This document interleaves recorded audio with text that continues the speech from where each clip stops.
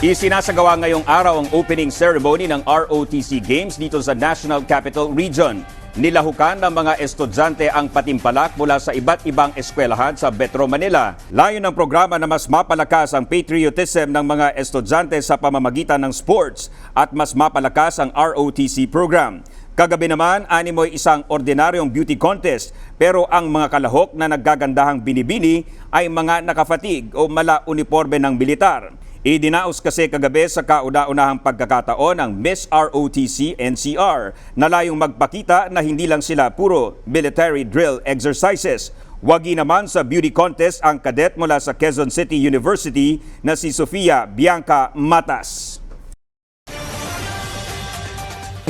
Magugulat kayo kahit mga private universities kasali ngayon, kasali ang Ateneo, kasali ang Lasal, dito sa Miss ROTC at hindi lang mga state universities. So makikita natin yung kabataang Pilipino may andun talaga yung busilak na pagmamahal sa bayan.